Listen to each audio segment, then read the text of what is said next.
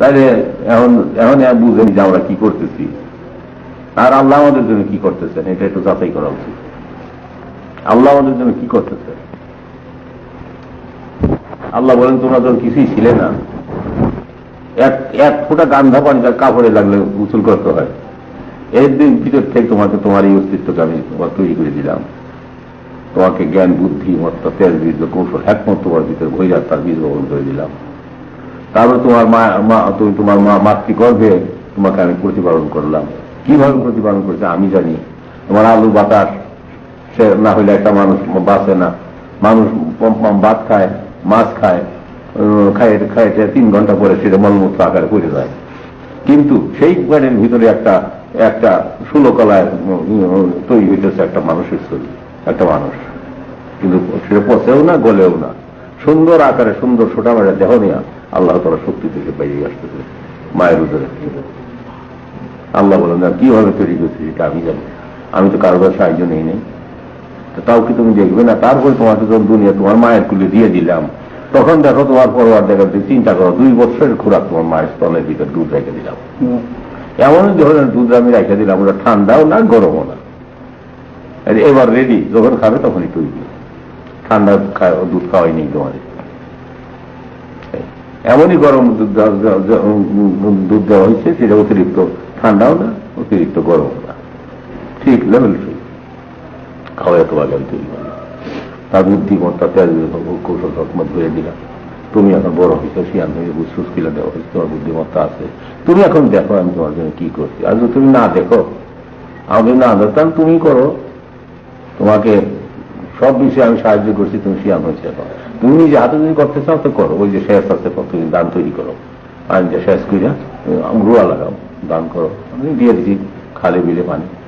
আর যদি আমার কাছে চাও আমি দিতে পারি, এখন দিতে পারছি, আমি আকাশে পানির শেষ রেখে দিচ্ছি আসমানের পরে, তাম দুনিয়া সেই পানি গড়াগড়ি করতে বাতাসের সঙ্গে, তাম দুনিয়া বাতাসের সঙ্গে সেই পানিগুলো গড়াগড়ি, কোটি কোটি মন পানি গড়াগড়ি করছে, তোমরা হাত পাতা।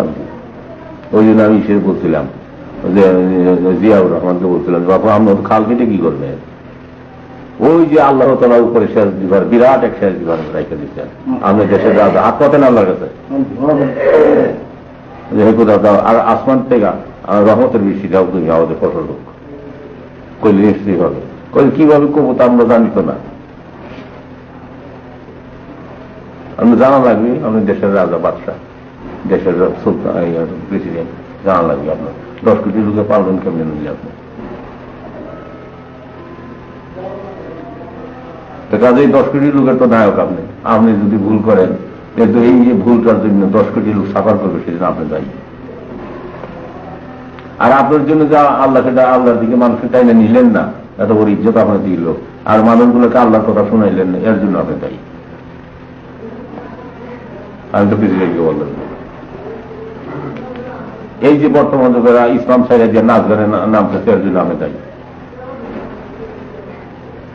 মুসলিমরাও না, মুসলিম মেয়েরা যাদের একদিন টাইটেল ছিল, অসজ্জাম পশ্চা যাদের টাইটেল ছিল, আজ তাদের রাস্তাঘাটে নাচান হইতেছে।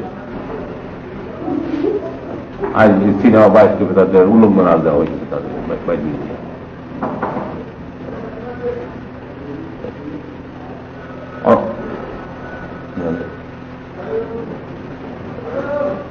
অন্তঃপুর বাসিনী যারা ছিল, আমি অন্তঃপুরকে কি করে অন্ধকার করে তার বাইরে এসে, এর জন্য দায়ী কে? একজন দায়ী দেশের রাজারা, দেশের দেখা।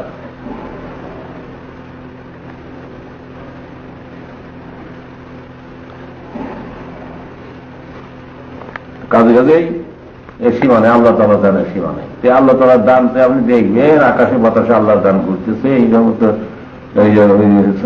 হাফেজ বলে যে দিল করুণা করি যুগল নয়ন, উচিত কি নয় তার রূপ দর্শন। একটি চক্ষুর পরিবর্তে যিনি 2টি চক্ষু দিলেন, সেই চক্ষু দিয়া তারে দেখার চেষ্টা করা কি উচিত নয়? যে দিল করুণা করি রসনা ললিত, কেন যেনা গাও তার মহিমার গীত। এত সুন্দর জবান যিনি তোমাকে তৈরি করে দিলেন, সেই জবান দিয়ে কেন তুমি তার প্রাণ করে তাকে ডাকো না? হাফেজ করিবে যদি মহত্ব প্রলাপ, তরুর মতন করো আপন স্বভাব। মহাকবি হাফেজ বলেন, তোমরা গাছে